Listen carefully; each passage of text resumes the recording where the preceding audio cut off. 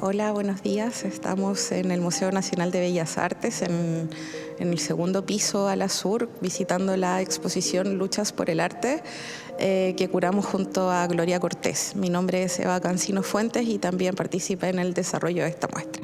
Su título nace a partir de un libro de Alberto Maquena Subercaseaux, que fue un personaje bien importante dentro de la institucionalidad artística en Chile. Fue director del museo en la década de los 30 y esta exposición toma como eje central la idea de la lucha, tanto como disputa por el poder o disputa por que los artistas se pudiesen situar en este pequeñito campo artístico que tenía Chile, desde tres lugares que tomamos junto a Gloria, y esos tres lugares fueron el museo, la academia y las exposiciones, que fueron, por así decirlo, las instituciones modernas que se instalaron acá en Chile para formar este sistema artístico que ahora se ve complementado con más agentes, con otros espacios, pero en ese momento, a inicios del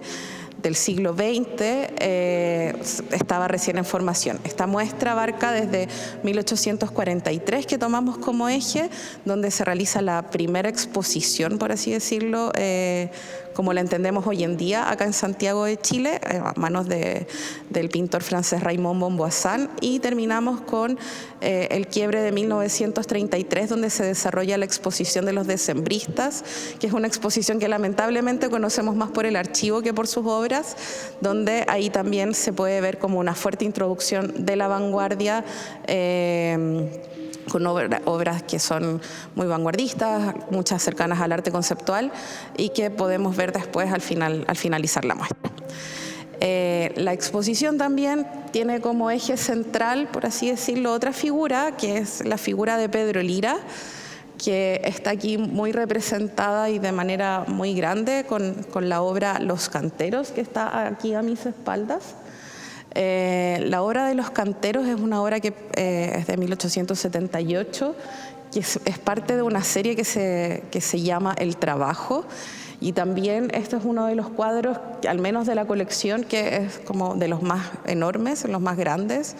Es un cuadro que mide 3 por 5 metros y que se restauró precisamente también para incorporarse en esta muestra. Fue un trabajo de restauración bastante grande, duró varios años, pero está aquí presente un poco como eje de este mapa conceptual que trazamos junto a Gloria, donde podemos ver la academia, como les comentaba, por algún lado, el museo en la parte superior, y las exposiciones y salones también como lugares donde ocurrían estas disputas entre artistas, entre críticos.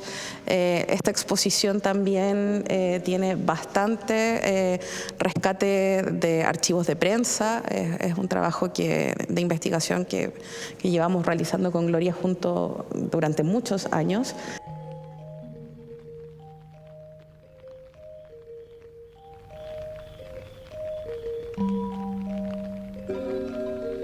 Quisimos trabajar un poco bajo la lógica de ensayo.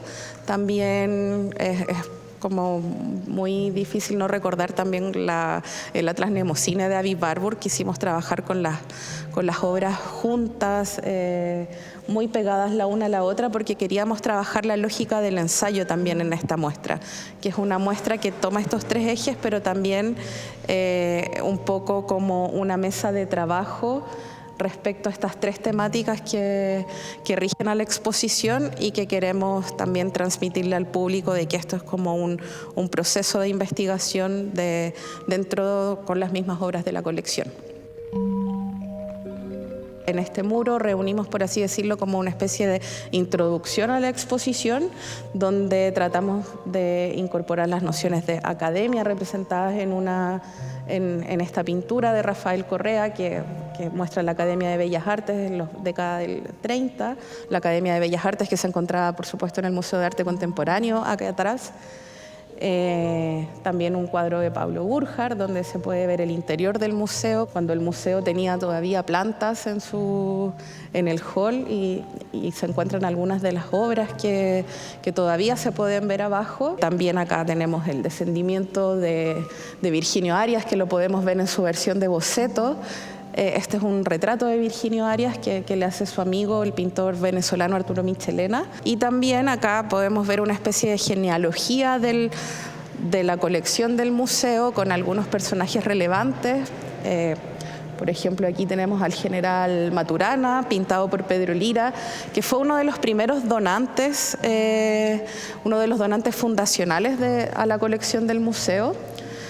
El pintor Moqui, que cumplió un rol súper relevante en la academia y también en la formación y la dirección del museo. Carlos Cauciño, que también integró una de las colecciones fundacionales. Bueno, Pedro Lira nuevamente, y ya transitando hacia por así decirlo, el siglo XX y una modernidad artística, según lo que ha dicho la historiografía nacional, ya la incorporación de Camilo Mori, que tuvo un rol importante en la institucionalidad en los años 20, Pedro Prado, que fue director del museo, y también Pablo Vidor, y nos interesa también la figura de Pablo Vidor porque termina cercano a 1930, él fue director del museo, que coincide con el corte temporal que tiene esta exposición, y Pablo Vidor se caracterizó por una cosa bien interesante, que fue incorporar otras visualidades a la colección. Frente a la pintura de Pablo tenemos esta escultura africana que perteneció a la colección de Vicente Huidobro, y que ingresa tempranamente a la colección del museo, en los años 30 en particular, también incorporando como visualidades no hegemónicas que nos interesaba también con Gloria de que quedasen, poder manifestarlas, de que habían unas visualidades no europeas que se estaban recibiendo de manera muy exotista también en esa época, pero de que también había por así decirlo, una valoración respecto a este tipo de piezas. También en este momento ingresó a la colección japonesa. Entonces, bueno, ahí Pablo Vidor cumplió un rol súper fundamental y que también queríamos como ponerle ahí en relevancia. Si ustedes ven también las esculturas, y es algo que me gustaría comentarles, están sobre estas mesas blancas con un mobiliario que queríamos generar espacios de descanso en el museo, que es algo que no tenemos tan recurrentemente, pero este mobiliario que desarrollamos en conjunto con el estudio de Pedro Silva en museografía es una réplica del mobiliario original que tenía el museo en 1911.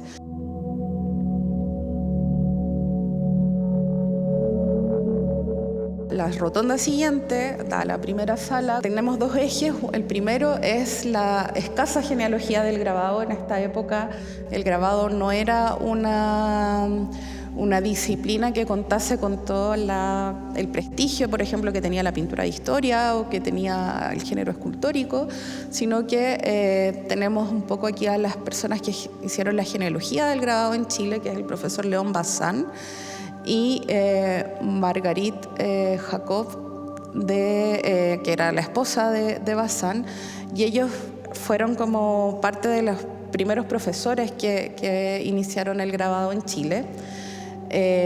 Como les comentaba, también vamos a incorporar bastante documento, un poco haciendo las reflexiones a la enseñanza de las artes, y bueno, estas piezas ingresaron muy tempranamente a la colección. Y acá a mi mano derecha tenemos un poco la exposición del centenario, que fue precisamente curada, por así decirlo, por Alberto Maquena Subercaseaux, y que estas piezas aparecen narradas en su libro Luchas por el Arte, por eso también las incorporamos acá, junto a estas ornamentaciones de terracota, que es parte de la colección también que compró Alberto Maquena en Europa en 1900. Y bueno, esta obra de José Maloa, que es un pintor portugués, se llama El Caballero de Calatrava, y esta obra de Sorolla, que también es parte como de una de las joyitas que tenemos acá en la colección. Acá hay un pequeño paisaje perteneciente al escultor Canut de Bon que encontramos en un texto de Enrique Lafourcade, donde decía que Canut de Bon solía, a propósito de los yesos y todo, solía generar yesos que después vendía por poca plata en algunos bares de mala muerte.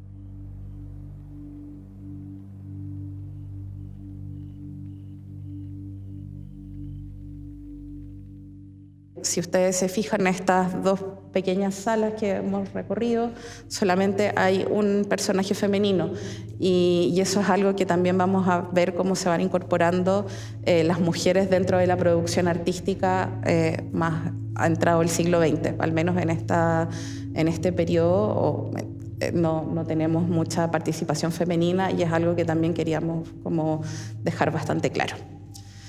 Y la próxima sala que vamos a recorrer refiere bastante a la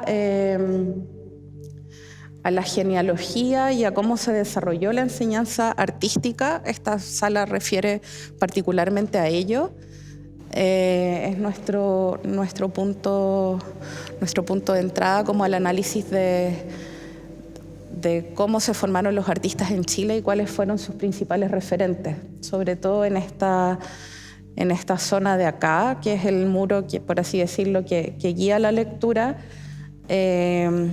Podemos ver un tránsito de que quizás algunas personas tienen en su imaginario de pintura virreinal, con estas obras que son de origen quiteño.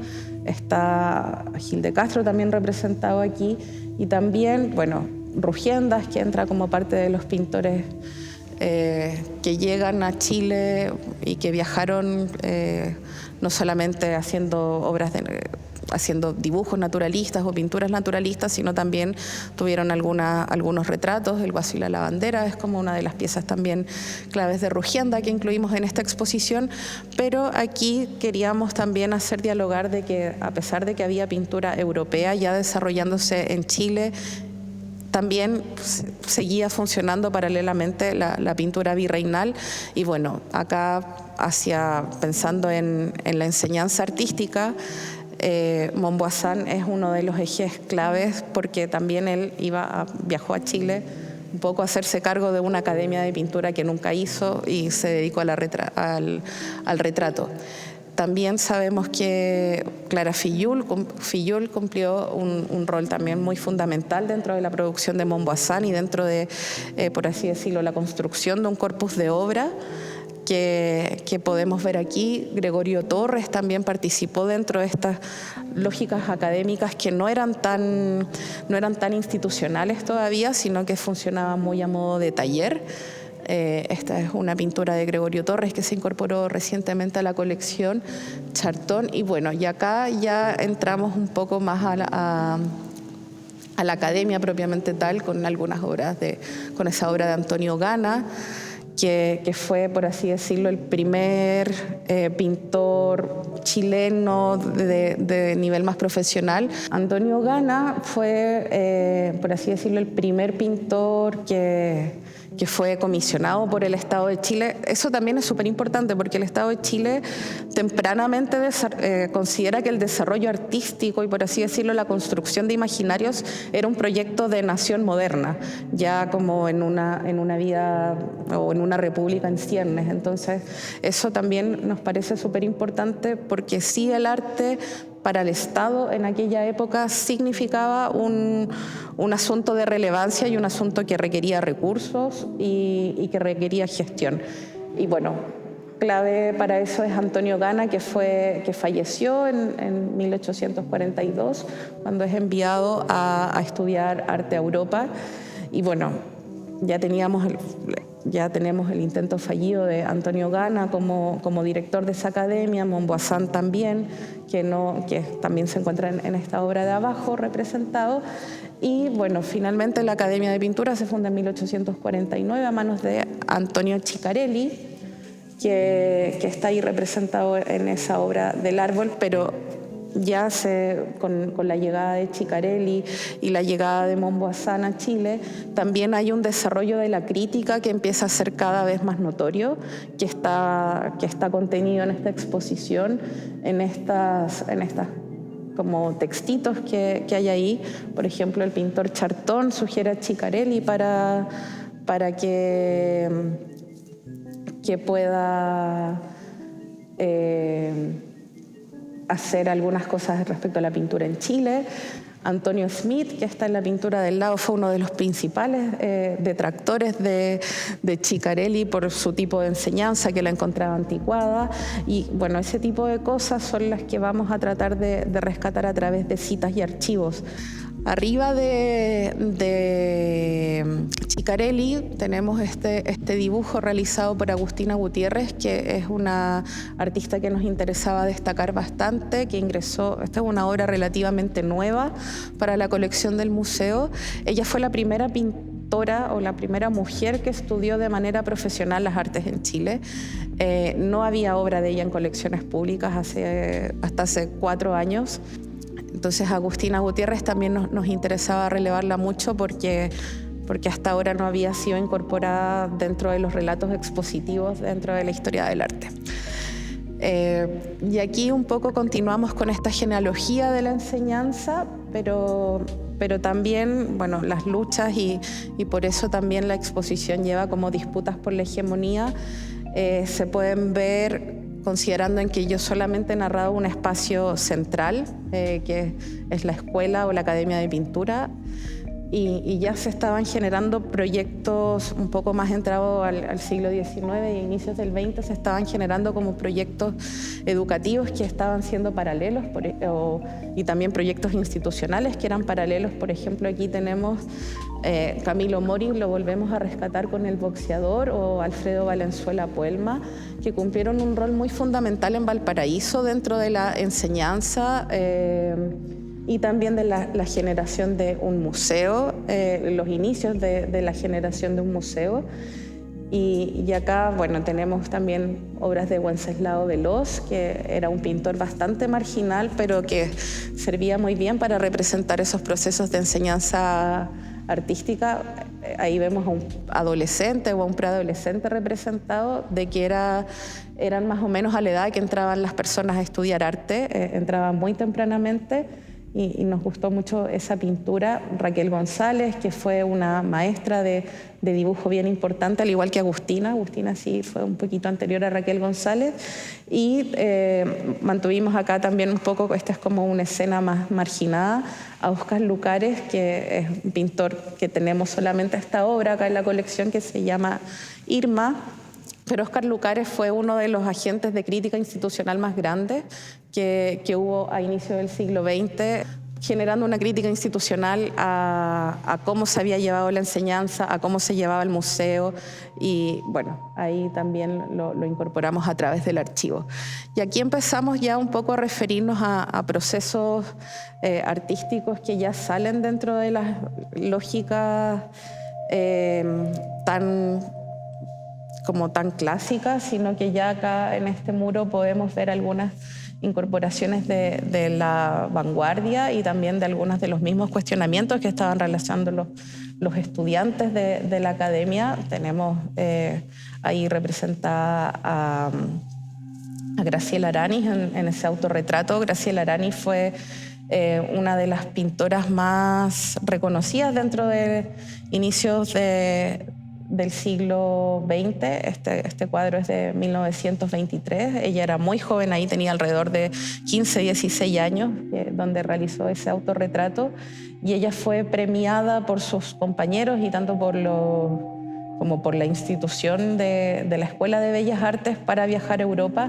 Acá estamos viendo un poco como a toda esta generación que viajó a Europa tras la reforma de la enseñanza, precisamente por incorporar nuevas visualidades y cosas así. También está este cuadro de Roberto Mata, que es una de las, también, por así decirlo, piezas como muy claves que tenemos dentro de la colección, también relacionada a su profesor, que fue Hernán Gasmuri. Acá ellos trabajaron o se conocieron en una escuela de verano en Viña del Mar, que era una de las formas que había de descentralizar la educación. Y queríamos también incluir acá otro tipo de artes. Esta es la época en que se crea la Escuela de Artes Aplicadas y hay una separación entre la Escuela de Bellas Artes y la Escuela de Artes Aplicadas, con dos obras que queríamos, también son recientes adquisiciones, una donación y una adquisición. Esta que corresponde a Ana Cortés, donde se pueden ver, es una visualidad mucho más moderna, son unos trazos bastante distintos a las obras de Montboisan que podíamos ver inicialmente, donde están estos dos hombres. Nosotros creemos de que esta es una escena de la Escuela de Artes Aplicadas. Ahí también Ana Cortés era muy amiga de Emilia Guevara, que desarrollaba el taller de juguetería, y donde se ven también estos hombres con un pequeño juguete acá. Y también al lado de esta pintura de Ana Cortés tenemos este textil, que también fue una de las formas que tenía la Escuela de Artes Aplicadas, donde también participaban muchas mujeres. Y claro, esta es una obra que se donó recientemente al museo, y que queríamos incorporarlas también en esta apertura de formatos también de hacer arte, y que es parte de la historia institucional de la escuela. El área siguiente refiere a las exposiciones y a los salones, que fueron también parte de este sistema artístico que les narraba. Es parte de la academia, es parte de las, por así decirlo, fiestas públicas que tenían que tenían los estudiantes. También era la forma de validación que ellos encontraban para situarse en el medio, para ganar becas a Europa. Y bueno, tenemos aquí algunas obras que son muy claras. Esta es El Sísifo de Pedro Lira, que fue muy comentada en prensa, porque también este personaje de este mito griego es muy moreno, y eso en la época hizo bastante ruido, que es muy distinto, por ejemplo, a el color de piel que se puede ver en la Perla del Mercader, que está situada arriba, de Valenzuela Puelma, que también fue una obra, un desnudo que causó bastante revuelo, aunque no fue tan bien recibido. Acá sí había hubo mucha crítica y mucha discusión en torno al color de la piel del Sísifo. Lo consideraban un obrero.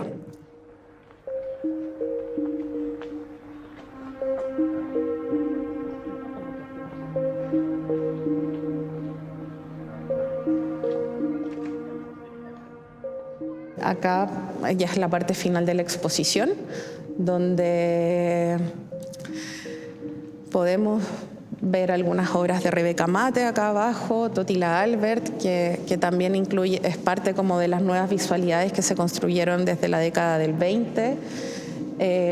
Y en general casi todas las obras que se encuentran en esta sala participaron de alguna exposición o de algún salón y presentaron bastante fortuna crítica.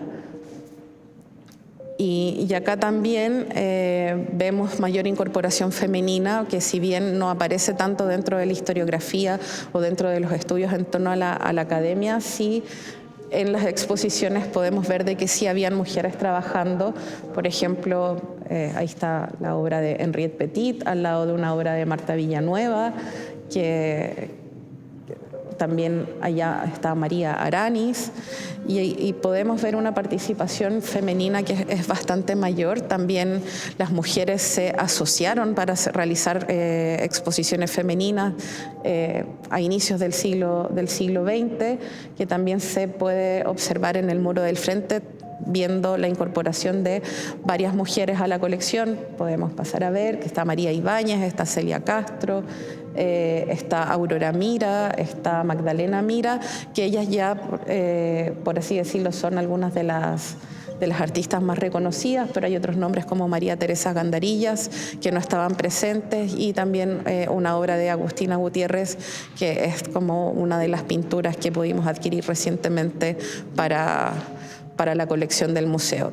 Todas estas obras en algún momento participaron de alguna de las exposiciones, y el recorrido de esta muestra termina lamentablemente sin obra, porque es parte como de los vacíos que tiene la colección del museo, y que también nos interesa poder enunciarlo. Si no podemos tener las obras, y que consideramos que es algo importante que la institución nacional lo pueda hacer, al menos situarlo desde el archivo, que es el quiebre de la vanguardia, por así decirlo, donde se instala la exposición de los decembristas, que finaliza con el relato temporal de esta exposición. Esta exposición un poco también pretende crecer un poco con otro tipo de reflexiones a modo de pensar formas nuevas de mirar la historia del arte y mirar la colección de este museo, que abarca más o menos desde el siglo XVI hasta la contemporaneidad.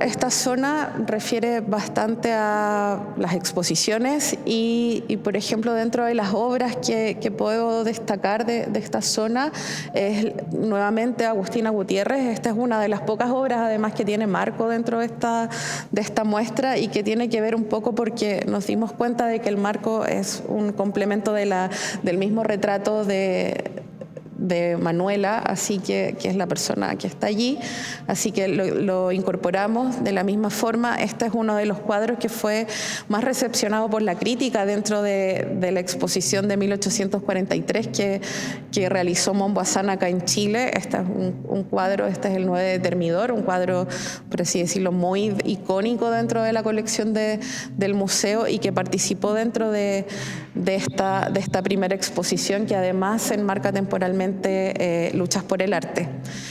Y les había comentado de que la participación femenina se va a notar un poquito dentro de esta zona de la exposición. Es bastante mayor que en otras de la muestra, más que en la academia. Acá en las exposiciones se puede ver, y también se puede ver de que las mujeres se movían en un circuito expositivo.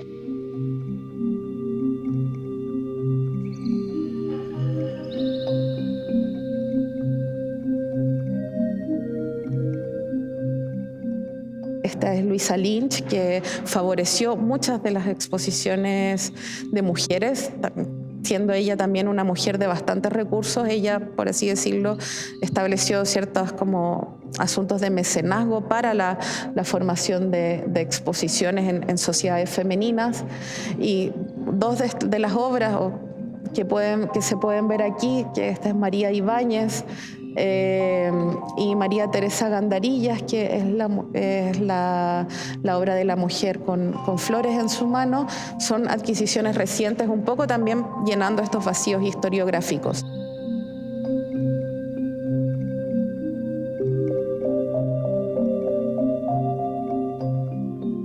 Y acá, más al margen, hay tres pintoras que son muy reconocidas dentro de la historia del arte: Celia Castro con su vieja, Magdalena Mira con Antel Caballete, y esas tablas que corresponden a Aurora Mira, que eran pinturas que ella realizaba dentro de los espacios domésticos pintando muebles, que también era una práctica muy habitual en las mujeres, sobre todo cuando se casaban, empezaban a pintar bastante en casa. Entonces acá ya se ve la incorporación femenina, que era algo que nos interesaba también mencionar junto a Gloria, de las mujeres participando dentro de los circuitos artísticos. Así que les dejo la invitación a que puedan visitar Luchas por el Arte, que puedan darse el tiempo también de leer algunas de estas críticas. Tratamos de incorporar humor en estos espacios de texto para un poco alivianar y hacer más agradable la visita a quienes vengan acá al museo. Así que les dejamos esa invitación.